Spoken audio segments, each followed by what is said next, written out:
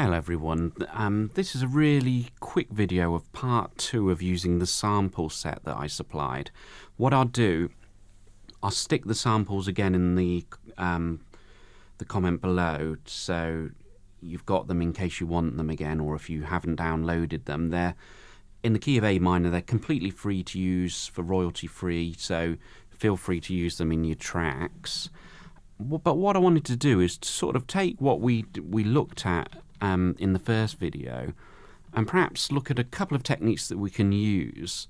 Rather than look at some point, I do want to add in perhaps a chorus or really develop this, but I thought for just a really quick video we could look at perhaps adding effects and maybe adding a pedal note. Now I use pedal notes all the time in my work, certainly on the guitar probably more. I'm going to demonstrate it on the piano today, but perhaps in a later video I'll show you it on the guitar as well, because it can be really effective. And all a pedal note is a repeating note or pattern that keeps going throughout your music. All we have to all I'm going to do with this really today is just make sure I'm in the same key, so I'll be probably working with an A pedal note in it. But I'll show you how doing something really simple can help the texture and layer the track, and how then we can take something very simple and then perhaps use effects or panning or EQ to really change that sound. But first of all, I thought, well, I listened through it really quickly and realised this guitar part is quite abrupt and I want it to sound much smoother. So what I'm going to do is add reverb, and I'm also going to look at adding some sort of either an effect at the start of each one of these notes or fade in each start of each note, so it's not quite, the attack of the note isn't quite so hard, so it's not going in, so it's a lot more subtle. That's what I'm hoping for. So the first thing I'm going to do is make an effect send. The reason I've decided to make an effect send rather than put it on just highlighting the track and actually going to E and putting in the reverb in here, I thought if we make a send, we can also use that reverb, the same effect, on other tracks later on. And also, I'm going to show you how we can use the EQ inside Cubase to perhaps take off some of the bass out of the reverb. One thing you might find is if you've, say, got 50 tracks running and you've got reverb on a lot of those, what can sometimes happen is you get a build-up of sound from the reverb, and if you've got a lot of low end or low mids in your sound, sometimes highs as well, it's worth sometimes EQing the reverb so you don't get that massive build-up of sound. But I'll show you what I mean by that. So to make our effect send, you can click on the add track, you can right click in this left zone, you can go to the right zone and add the track, but perhaps today we'll just do the right click in here, and you see you've got all of these add audio, add instrument. We've looked at these before, but what I'm going to go down to is add effects track. I'm going to keep it in stereo because I can use a stereo effect, and at the moment it's on Roomworks. Now I'm going to keep it to Roomworks because I think whatever version of Cubase you have, it should come with Roomworks. That's the plan. Now I've named the track Reverb. In fact, I'm going to call it Reverb 1 just in case we make another reverb at some point, and then I'm going to press add track. Now the one tip I do with reverb, you've got all these settings which we'll look at, but just straight away all I do when I'm making an effect send is generally turn this mix level. This is the wet and dry, so the dry's without the reverb, the wet's with the reverb. I turn it to 100% wet. The reason being, not because I want to overload the track with reverb, it's because when I go up to my track here, so I'm going to use it on this guitar track here, click on the E, these are our inserts and these are our sends, so we're going to use a send effect. It should show up here, and as soon as you click on it, so this is where we got our sends from, so we made the reverb send effect. We can control the amount of wet and dry here, and this is really cool for when we use automation. So if we had read and write on like we've used before, and we want this reverb to get greater and greater, we can actually use read and write, which I'm not saying you can't do it. You can do that in the effect. It's just a nice way to see it in this window. Okay, so if I press now, let me just show you what I mean by the amount of when right. Can you see we're getting more reverb? So that's quite a nice amount of reverb. Now, that one trick I was going to explain to you about the EQ on the reverb. If I press F3, that will bring up my mixer. And can you see here, this is the effect send. Effect sends are in purple in Cubase, so it's my reverb one. I've named it. And if I go to EQ, I can actually just roll off some of that bass. Now, we'll perhaps look at this in more detail about how much when we listen to it and when we've got a few tracks running. But now I've just taken off a little bass on the track. So that's how we would EQ the reverb. Okay, so I don't think it's going to make much difference with this because this at the moment this is relative. This hasn't got a huge amount of low in the guitar anyway. Okay, now before I talk about pedal notes, I just wanted to show you. Do you know what I mean about when I listen to that? It's quite the attack of the note. It's quite harsh. So if I was just going to work with these first 4 notes, if I left click over the top of one of them and drag over all 4, so I make sure they're all highlighted. Can you see when you go on to each audio event, you get that clip gain that we talked about before and the fade out and fade in? What we could do is just do a little bit of a fade out on all of them and a little bit of a fade in on all of them.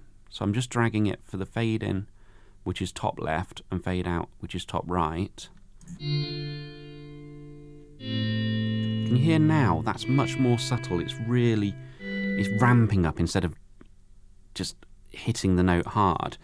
The other effect that I use quite often for this, if you go highlight your track, press the E, and go to your insert effects, under your dynamics, go to envelope shaper, and can you see how this is your sound envelope?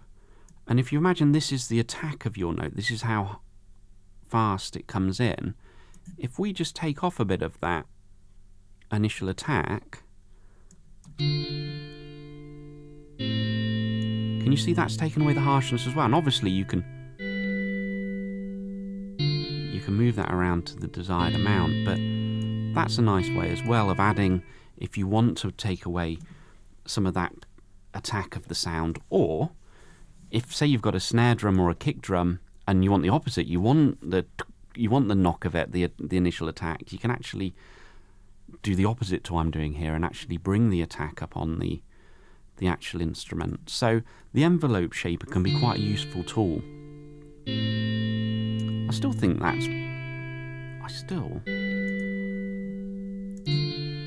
I want that to be a bit more subtle, so I'm going to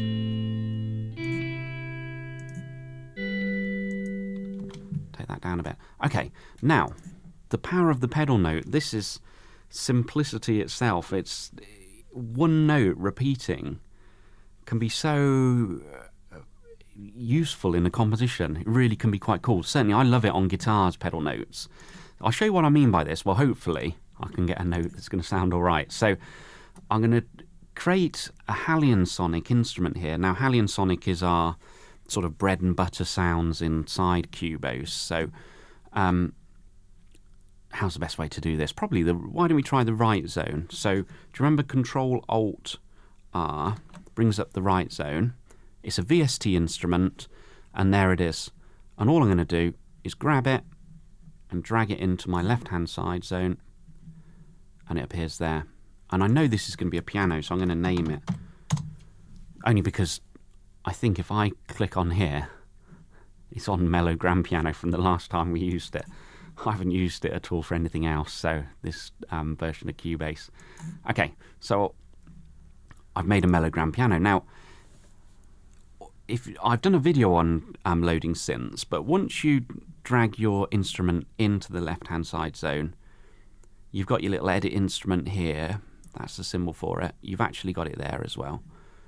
And then to load up an instrument, because it says here I'm on MIDI channel 1, so whatever I load into here is going to sound.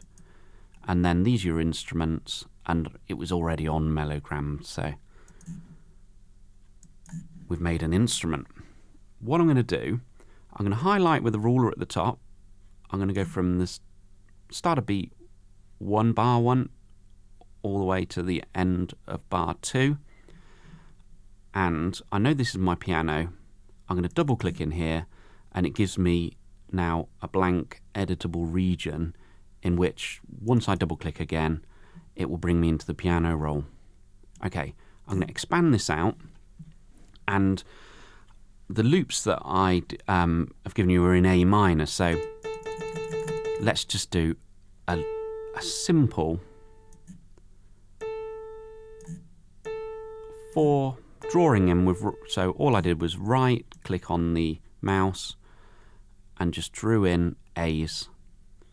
One thing that might be worth looking at is the velocity. This is how hard you hit the note. So, and let's just take that again. So I'm highlighting them all. I can drag them with them all highlighted where I want them.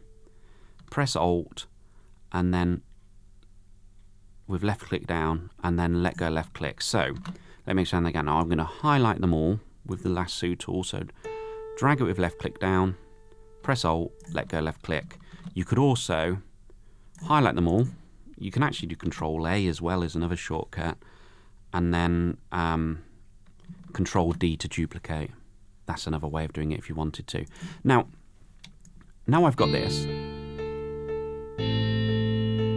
And can you hear these lighter ones, this lighter red, well, I suppose it's lighter red, this more red, are the harder notes because they're higher in the velocity.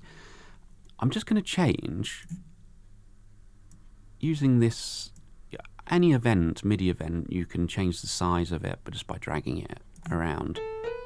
I know I'm in A minor, which is A minor or C major. I'm not going to use any of these black notes, so any of these white notes, or grey they are on here, will work and should fit the key. Just because A minor, C major don't have any sharps or flats. So that's one of the reasons I chose the sample pack to be in A minor. So you could do something simple like that, just moving up, or be much more extravagant with actual intervals. I quite like just keeping it really simple. Okay, so we've got a pedal. Now, in Cubase, these are called our controller lanes or MIDI controller lanes. Velocity actually is how hard you hit the note, so you can really humanize things there. One other thing you could look at doing is if you haven't got another controller lane here set up, simply click the add there, and it will let you choose what you want to add. And what I've got 2 controller lanes here, but I'm going to make a sustain, and that's like the sustain pedal on a piano. And what I'm going to do, I'm going to take snap off, because at the moment it's snapping to a 16th note. So I'm going to take snap off completely, so I've got freedom to move anywhere around here. I'm going to right click, get my pen, and I'm just going to put, okay, I could have copied this, but you can actually get controllers, or in fact that's one thing I'm going to show you on the keyboard, how to set up controllers so it's not quite so ad hoc as what I've done there. But that's kind of like a piano pedal coming down and up slightly. So sustain's quite a nice effect to humanize things slightly as well in there. And you can see there's the pedal information. Can you see in Cubase it'll actually write any controller lane information over the top. Okay, now I'm probably not going to let that start until the second lot of the 4 chords, or in fact, yeah, the second lot of the 4 chords. So when, oh, in fact, hold on, I don't know. Let's see. I'm just going to do Control D on it for the time being. One thing though I want to show you. Oh yeah, I'm going to do that. I'm going to get it come in here.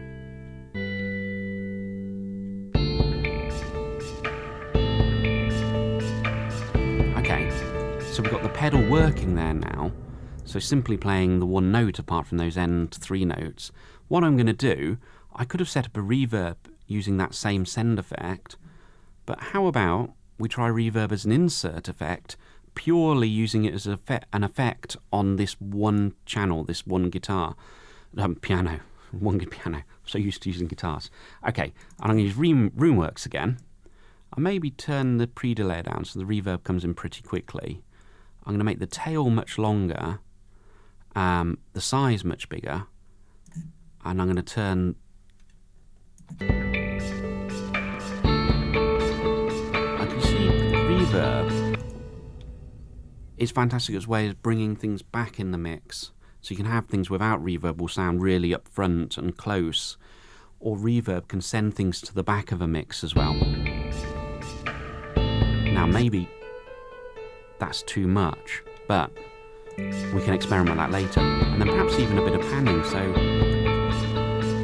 it's more in my left speaker. Or even we can use a bit of automation on the panning, or even use an auto panner, but which we've looked at before. But that's simply using a pedal note or a repetitive note just to layer in compositions, and it can be really cool on the electric guitar, and I'll show you this within the next week or so, where we use an electric and we put perhaps some distortion on it, and we'll make a pedal with guitar, which can be cool, because with the guitar you can add vibrato in as well, which is wicked. Anyway, good luck with those.